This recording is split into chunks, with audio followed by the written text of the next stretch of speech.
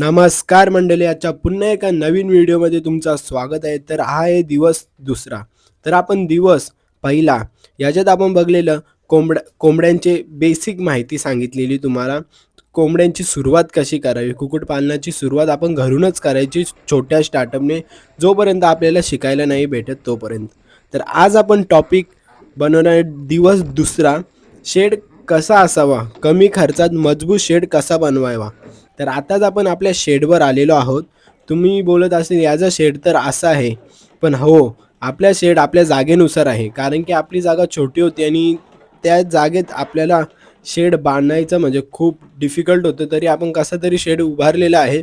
त्याची दिशा पण चुकीची आहे, पूर्ण त्याचं व्यवस्था पण चुकीचं आहे.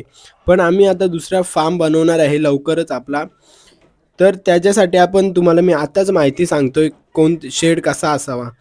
तर सर्वप्रथम आपण आपल्या कोंबड्या सोडलेल्या आहेत, तर कोंबड्यांची क्वालिटी बघू शकता. तर गावरान कोंबड्यांना निरोगी आणि जलद वाढण्यासाठी व त्यांची सुरक्षासाठी सर्वप्रथम आपण शेड खूप चांगला बनवावा लागतो. योग्य शेड. तर आज आपण कमी खर्चात मजबूत शेड कसं बनवायचं ते पाहणार आहोत. सर्वप्रथम शेडची दिशा. शेड कोणत्या बाजूला आहे? शेडची दिशा पाहिजे पूर्व आणि पश्चिम, जेणेकरून सकाळचा सूर्यप्रकाश शेडवर मिळतो. उन्हाचा उष्ण संध्याकाळी थेट पडत नाही. समजलं का? पूर्व पश्चिम ठेवलं ना, सकाळी सूर्य उगवतो, कवला ऊन मस्त शेडमध्ये येतो आणि संध्याकाळचं ऊन पण जास्ती नाही पडत, तो थोडाच पडतो. त्याच्यासाठी पूर्व आणि पश्चिम दिशा लागतेच. आणि शेडची वरची बाजू म्हणजे शेडला वरती आपण काय लावणार आहोत. आपण आपला बजेट नॉर्मल बजेटमध्ये असेल तर आपण सिमेंटची पत्र लावू शकतो, किंवा आपला कमी खर्च असेल तर लोखंडाची पत्र लावून त्याच्यावर कौलं ठेवू शकतो. आणि एकदम कमी बजेट असेल, गावात असेल, तर आपण थेट गवत पण लावू शकतो. गवत ठेवून पहिले सर्वप्रथम तारपत्री टाकून त्याच्यावर गवत ठेवायचं आहे, जेणेकरून कुठला प्राणी आतमध्ये जाणार नाही. आणि छप्पर आपण म्हणजे पत्रा लावू किंवा गवताचं बनवू, त्याचे दोन्ही साईडला असे उतार पाहिजेत, असे झोपडी टाईप. फायदे त्याचे काय होतील? उन्हाळ्यात उष्णता कमी पडेल. सिमेंटचे पत्र वरती लावले ना, तर उष्णता कमी पडते आतमध्ये. गवत ठेवलं तरी उष्णता कमी पडते. आणि लोखंडाची पत्र्यांवर कौले का ठेवणार आहात? जेणेकरून आपल्या म्हणजे शेडमध्ये डायरेक्ट गरमी नाही येणार. कौलं ठेवल्याने ती गरमी कमी होईल, टेम्परेचर कमी होईल. व पूर्व पश्चिम झाल्यानंतर शेडची दिशा पूर्व पश्चिम आहे आणि शेडच्या बाजूला 4 फूट आपल्याला भिंत टाकायची आहे. तर भिंत आपला थोडा बजेट टाईट असेल तर आपण भिंत टाकू शकतो. पण आपला बजेट हलका आहे तर आपण सेकंड हँड पत्रे भेटतात. आपण या शेडला पत्रे लावलेले आहेत, तशी पत्रे आपण आडवी शेडला लावू शकतो, जेणेकरून आपले पैसे पण वाचतील आणि कमी खर्चात मजबूत शेड होईल. कारण की अर्धा म्हणजे आपण शेडला साईडला पत्रे लावले, चार साईडला ते 4 फुटापर्यंत जातात पत्रे आणि 1 फूट जमिनीच्या आतमध्ये जातो. म्हणजे तुम्ही पत्रे पण लावू शकता आणि जास्ती टाईट बजेट असेल तर तुम्ही भिंत पण बनवू शकता. एक बाजू पूर्ण जालीवर, एक साईडनं समोरची पूर्ण जाली लावायची. चैन नेट भेटते बघा ती, ती आणून लावू शकता. ती जाली तर तुम्हाला कन्फर्म लावायचीच आहे.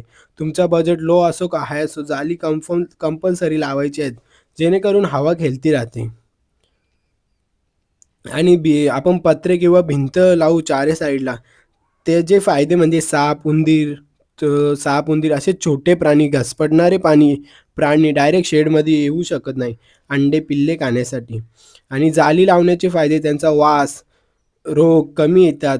हवा खेळती राहिल्यामुळे तो पूर्ण म्हणजे तो सर्कल चालूच राहतो. हवा येते, हवा जाते, मग त्याच्याने किटाणू पण जातात. ऊन पडल्याने किटाणू पण मरतात. आणि तुम्हाला शेड बांधायचे ना, जमिनीच्या 2 फूट किंवा 3 फूट उंचावरच घ्या. त्याच्यात आपण सर्वप्रथम मुरुम टाकू, मग दगडं टाकू, मग त्याच्यावर काँक्रीटचं नाही तर काचं टाकली तरी चालतील, जेणेकरून काचं टाकल्याने ना घूस, उंदीर हे बिलं करणार नाहीत. म्हणून शेड उंचीवर घेताना, आता आपली प्लेन जमीन आहे त्याच्यावर शेड बांधायचं आणि साईडला पत्र लावली तर त्या पत्र्याने आपली एक पायरी येईल. शेडमध्ये आपण चढताना एक पायरी लागेल, एवढं उंच करायचं म्हणजे 1-2 पायऱ्या लागतील. त्याच्यामध्ये आपण मुरुम टाकू शकतो, दगडं टाकू शकतो, काचं टाकून त्याच्यावर काँक्रीटचं पूर्ण बनवू शकतो. काँक्रीटचं बनवल्याचे फायदे, तुम्ही त्या काँक्रीटवर तूस टाकला, भाताचा तूस भेटतो तो टाकला, तर तो तुम्हाला लगेच साफ करता येईल व स्वच्छ धुता पण येईल कोवा. जागेचे मोजमाप. समजा तुम्हाला 50 कोंबड्या ठेवायच्या आहे आणि एका कोंबडीला बसण्यासाठी 1 स्क्वेअर फूट जागा लागते. 100 स्क्वेअर फूट, 120 स्क्वेअर फूटचं शेड बरोबर आहे. 50 कोंबड्यांसाठी म्हणजे प्रत्येक कोंबडीसाठी 2 ते 3 स्क्वेअर फीट जागा लागते. उदाहरणार्थ तुम्हाला 50 कोंबड्यांचा शेड बनवायचा आहे, तर 100 बाय 120 स्क्वेअर फीटचा शेड बनवला तरी चालेल. शेड मोठा बनवल्याने कोंबड्यांना एकमेकांना डोचकतात ते कमी होतं. कोंबड्यांचे झुंज पण होतात तेही कमी होतात. आणि सुरक्षा.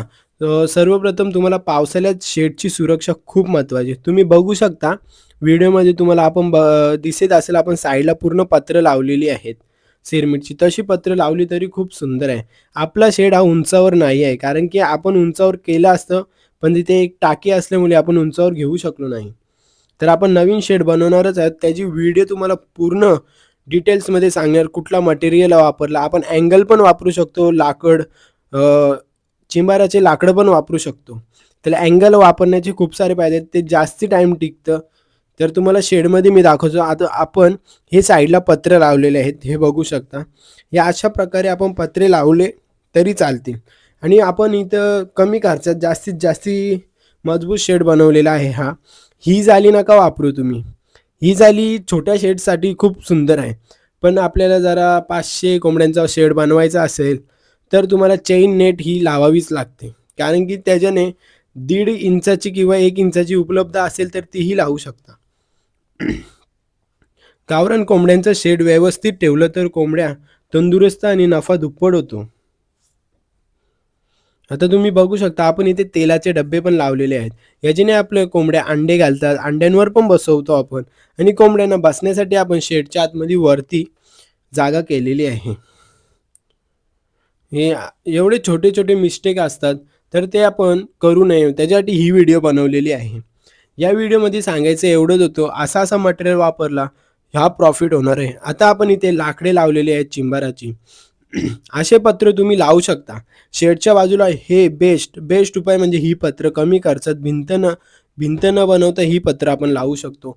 एक पत्रा आपल्याला पडू शकतो 350-400 पर्यंत सिरमिटचा 8 फुटी पत्रा.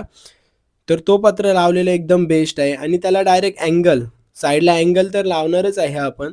त्याला डायरेक्ट स्क्रू खाली फिट करून द्यायचं. एक नंबर टेन्शनच नाही आणि त्याला फुटण्यासारखं आपण काही करणारच नाही आणि ते चाऱ्या बाजूला पॅक झालं. त्याच्या आतमध्ये मुरूम, दगडं आणि काचांचे तुकडे टाकून त्याच्यावर काँक्रीटने करून द्यायचं. जेणेकरून मुंगूस, घूस, उंदीर बाहेरून खड्डे करून येऊ शकत नाही.